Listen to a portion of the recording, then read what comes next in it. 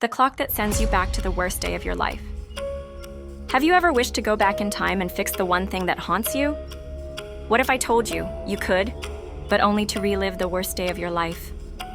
Not to change it, not to escape it, only to feel it again until it consumes you. This is the story of Adrian, and a mysterious clock that doesn't count forward, but drags you backward into your own personal hell. Adrian was an ordinary young man living in a fog-drenched town in Northern Europe.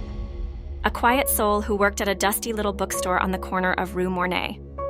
But his eyes told a different story, a story of guilt, of grief, a weight no one else could see, but one he carried in every breath. 3 years ago, he was behind the wheel in a car accident that took the life of his little sister, Layla. She was only 10, and ever since that day, time had stopped for Adrian. He no longer celebrated birthdays. He no longer looked in mirrors, and he never drove again. One rainy evening, as the town disappeared under thunderclouds, Adrian wandered into an antique shop he'd never noticed before. It smelled of old wood, forgotten paper, and something metallic, like rusted sorrow. On a velvet cushion near the back, he found it, a brass pocket watch. Simple, yet unsettling. It was small, worn with age, but still ticking. It ticked, but never moved. The time? 5:17 p.m., the exact minute Layla died. The old shopkeeper, a man with silver eyes and parchment skin, looked up and whispered, "It's not for sale, but if it's calling you, it's already yours." This is no ordinary clock, son. It doesn't measure time, it remembers it. Every time you open it, it will take you back, but only to one moment, the worst day of your life. Adrian laughed nervously. "That's a bit dramatic, isn't it?" The man didn't blink. Time isn't dramatic, it's merciless. That night, Adrian couldn't sleep. The clock rested on his bedside table, whispering to him in silence. Against his better judgment, he opened it. The world folded in on itself. Lights exploded, then my darkness. When his eyes opened, he was behind the wheel again. It was sunny, too sunny. The car smelled of strawberry candy, Layla's favorite. She sat next to him, humming, her feet not reaching the floor. He screamed, "Leela, get out of the car!" But she couldn't hear. She was just a memory. No matter what he tried, nothing changed. And the moment came again. The truck. The swerve. The silence. Then, Adrian woke up, covered in sweat, gasping for breath. Back in his bed. The clock read 5:17.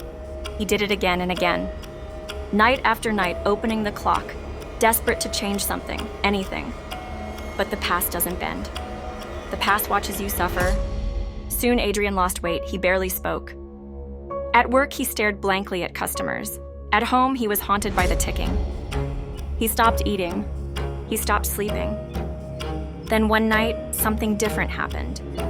In the final replay, Adrian ran into the street and pushed Layla out of the way.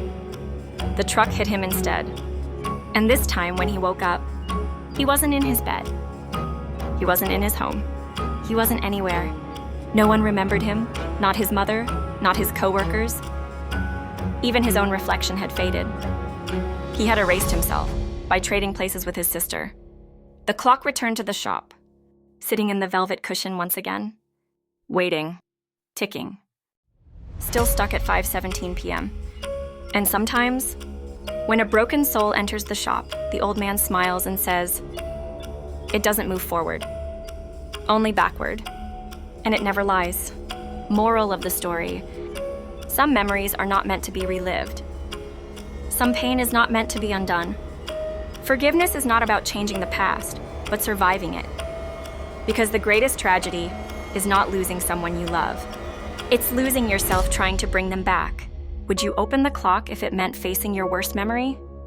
What would you change if you could go back, even for a moment? Let me know in the comments. And if this story touched you, don't forget to subscribe to the channel for more haunting, powerful tales that linger in the soul.